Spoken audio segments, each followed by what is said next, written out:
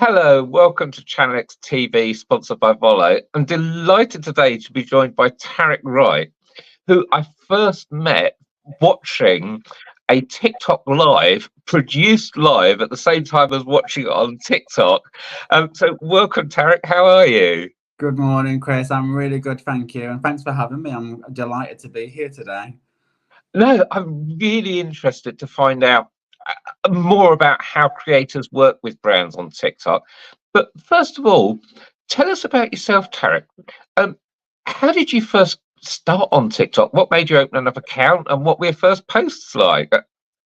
Yeah, so I mean, I'm actually probably relatively new to TikTok because I've been doing TikTok sharing actively on TikTok for about 15 months. And I started my channel to kind of vlog my kind of wellness journey because I had a gastric sleeve. And I'd started a weight loss journey, and I was just sharing kind of all of my experience of what I was going through after following my surgery. And it just kind of went from there, really. And all of a sudden my account went from a couple of hundred followers to thousands and thousands of followers, and I was like, what is going on here? This is amazing. And I started that journey with the kind of impression that, you know, if I could support one person who was feeling similar to how I were with their, you know, mental health and their weight issues, and you know, if I just helped one person, then it was worthwhile doing. And then all of a sudden, you know, my videos were getting millions of views, and I was getting thousands of followers, and I was just like, this is incredible. Yeah. Well, I've got to say, Tarek, congratulations, because not only do you look fantastic, but when we met up a couple of weeks ago, you were happy as anything. So hopefully that is all Yeah, of the time. But absolutely. Yeah, TikTok has changed my life. There's no denying that. From sharing my kind of journey on TikTok and posting on TikTok and creating my channel on TikTok, then you know, I'm not even over exaggerating when I say that it has changed my life. So it's amazing, really. So a shout out for everyone watching that wants to find out more about you. In fact, the Yeah, handle's on the screen. It's at the life of Mr. T that's right. Yeah. on TikTok. But what I really want to find out about is you now work with brands on TikTok. Now, what was your income before TikTok? What was your career? And are you making a full-time living on TikTok now? Yeah, so prior to starting on TikTok and doing TikTok as a full-time career, I actually worked in a building society and in a management position, and that was my career for the last kind of 9 years. So the thought of the fact that I'm now doing TikTok full time just blows my mind, to be honest with you, because it's never something I ever expected to happen. Going from working in financial services for a building society to a TikTok influencer, very different kind of platforms and industries. So yeah, and yeah, so since starting TikTok now, I've been doing TikTok as my full-time job since February. And yeah, I'm absolutely earning more than my yearly salary from working in financial services through my brands and through working on TikTok, which is just amazing. So we've mentioned one brand you work with, which is Morphy Richards. Yeah. But what does your work with brands entail? And I've seen your claim that you sell like £100,000 worth of goods a month for different companies. How does it actually work? Yeah, so I mean, I'm quite diversified now, so I will work with quite a lot of different brands. I like to keep authentic and kind of true to kind of what works well for me and my followers. So I don't just promote anything. It has to be the right thing and the right brand. But it will just entail different brands reaching out. They may see a video, like you mentioned, you saw a live or you saw one of my videos, and they might like the style of how I promoted something and say, actually, I have a similar product. Could you promote that for me and give it a go? And so I'll then look at the kind of product that they wanted me to promote and see if it fits in with kind of my content and what I want to promote, and agree that yeah, I'll do it, or no, I won't, because I do say no sometimes. Some brands will reach out and I'll go, actually, I don't think that will be in fitting with my channel or my followers, and so I don't think it will be very popular, and I won't do your brand justice. And actually, I, you know, when I promote with brands and when I work with brands, you know, I want it to be mutually beneficial. And if they send me a product that's at cost to them, I don't want them to send me stuff and then me do a video and they get zero sales from it, because then it's Yeah. not fair to the brand either. Yeah. And I've seen you. You say you're quite diverse. I've seen you some of your videos. It's everything from consumer electronics to health and supplements to Yeah, clothing. There seems to be no end to your talents absolutely. on what you can promote. Yeah, definitely. And I think that's the kind of community that I've built on my channel. You know, they trust my recommendations, and I take that trust quite seriously, which is why I think I work really well with the brands that I work with, because this is not just me throwing out some content on TikTok to try and make people laugh or you know, make jokes and stuff, which is great for TikTok, and I do that type of content sometimes. But actually, when I'm promoting a product and I'm, you know, potentially trying to influence somebody to purchase a product, then I that's a responsibility in my view. And actually, it's trust and you know, honesty. And actually, you know, if someone was to buy something from my videos and then get it home and be like, "What? This is rubbish. I'm not. Why did he promote this?" Then that will come back on me and the brand. And so actually, that kind of building that trust with people and doing honest reviews of actually what you genuinely think of these products is really important, and that's something that I like to make sure I always do. Yeah. So I want to find out a bit more about how you make videos, and I think it's worth splitting it into two halves. There's the kind of the shorts where you just post a video on TikTok, and then there's the TikTok lives where you're actually broadcasting live to the Yeah. world. Um, I, I was fortunate enough to see you doing a TikTok live, but what sort of team does the Life of Mr. T have for doing shorts? Do you just put up a camera yourself and do it yourself? And for live, I saw you had like 2 or 3 people behind the scenes all helping out.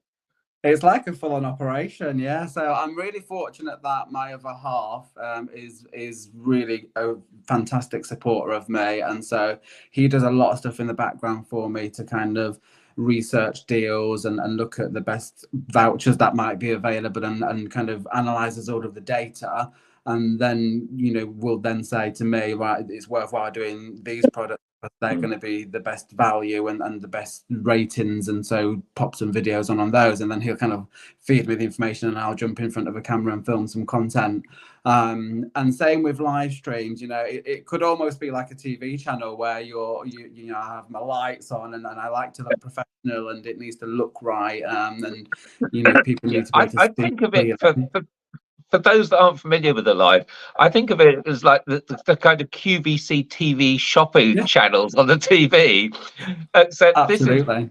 so much more interactive because you're getting comments in, you're interacting with the audience, you're Yeah, giving the audience tasks like how many likes or shares you get before you give away a yeah. freebie. Absolutely. And what I really like about the live streams is you can be reactive. You know, I've often been live where I'll have a set product list of products that I kind of thought these might be popular.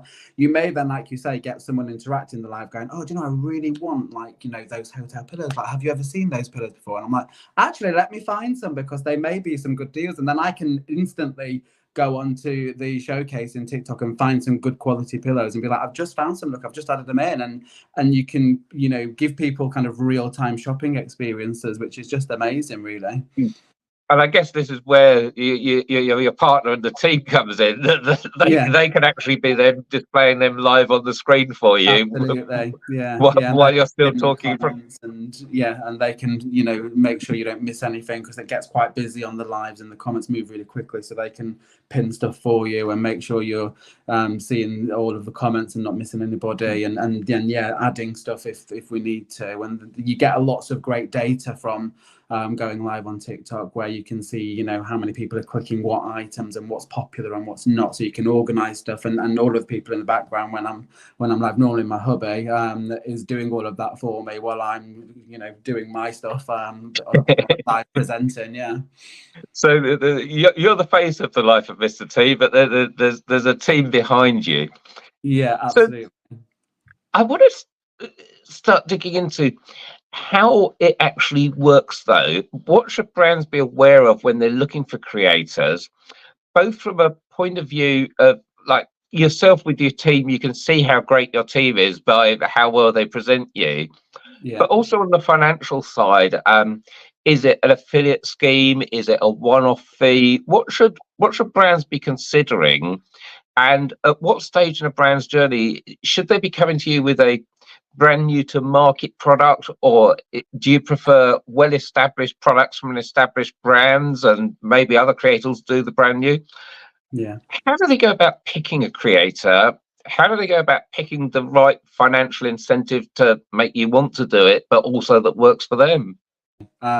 So I think it's a really interesting question, because I think there's a lot of people trying to start out with affiliate marketing, especially on TikTok now. And so working with established, well reputed kind of creators is really important for the brands. I think for the brands, it's just making sure that the people that they are picking, that they want to approach to work with, are kind of in keeping with what they want to be the face of their brand. They know kind of who will be a good fit through what they're trying to achieve. But I think that trustworthiness is really important. Like I say, I think there are people out there that may promote whatever they want because they're going to earn some commission from it, but there are people out there, like me and some other big creators that I'm really good friends with, that do it because we're trustworthy and we will only ever give an honest opinion on stuff. And so I think that's really important, which is why I said at the start, I often might have brands approach me and I'll say, actually, it's not a good fit for me. I don't think that will do very well with my audience, and I want it to be mutually beneficial for us.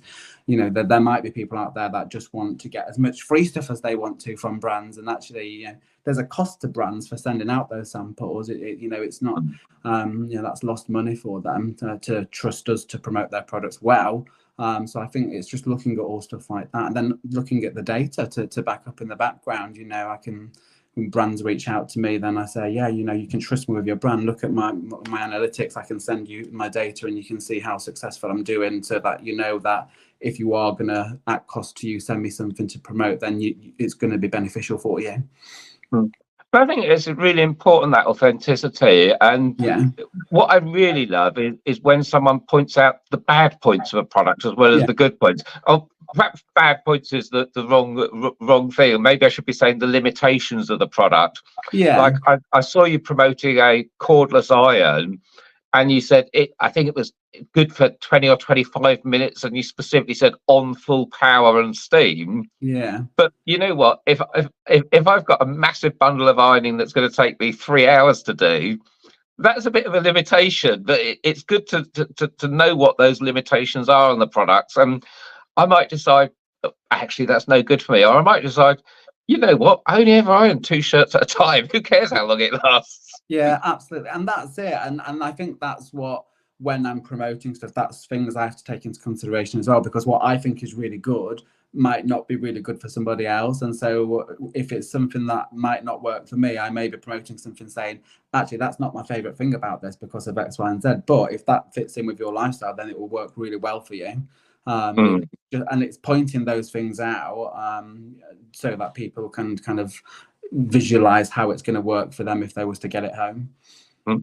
So what does your dream brand to work with? What does the Life of Mr. T really want from a brand? And is it deep inventory? Is it I wish you had your product in FBT fulfilled by TikTok to make the logistics side seamless? Is there a financial incentive that you think, okay, if it's an affiliate deal and it's below this amount, I won't do it. If it's above that percentage, I will do it. What's the ideal brand look like for you? It's a bit of all of that, to be honest with you. I think ultimately, we are, whether it's the brand or me, we're both wanting this to be mutually beneficial in terms of financially, because it's our way to make an income and it's the way for the brand to make an income. But it's also making sure that it's the right fit and it's going to work. So yeah, I think commission obviously is really important, and there's very rarely a time where I might say that's not enough, I want more, because that's not really how I work. Like I said at the start, it's about being authentic, and actually if it's low commission but it's potentially a viral product, then actually it's worthwhile maybe giving it a go, because if you can send that product viral and sell a few thousand of them, then great. If you've got a high-end product that's really high commission but you may only sell one, then actually you've got to weigh that up, really, what's going to work well.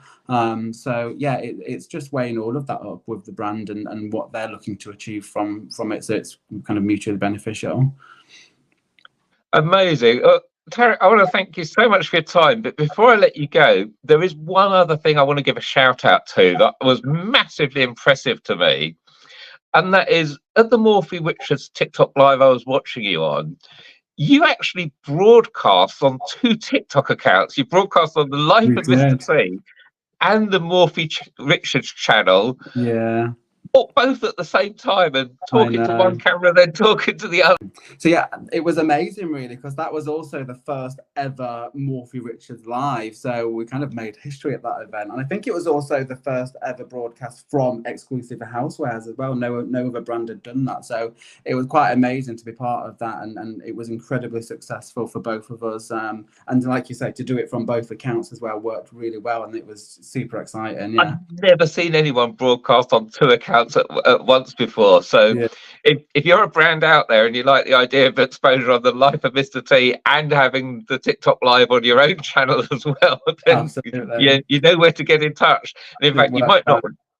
you might not know where to get in touch, Tariq, but we'll put your LinkedIn profile, a link to your LinkedIn beneath. Yeah. But what is the best way for people to get hold of you if they want to find out more, and especially if they're a brand that would like to consider working with you? Yeah, amazing. So yeah, if any brands out there are interested in working with me, then absolutely they can message me on TikTok or drop me an email or message me on LinkedIn, whatever works for them really, whatever platform they're on. But yeah, drop me a message on TikTok or LinkedIn really. Fantastic. Tariq, thank you so much for your time and insights. And I hope we run into each other again in person. But if not, trust me, I'll be following you on TikTok. Oh, thanks, Chris, and thanks for having me. It's been great to catch up. Thanks, Tariq.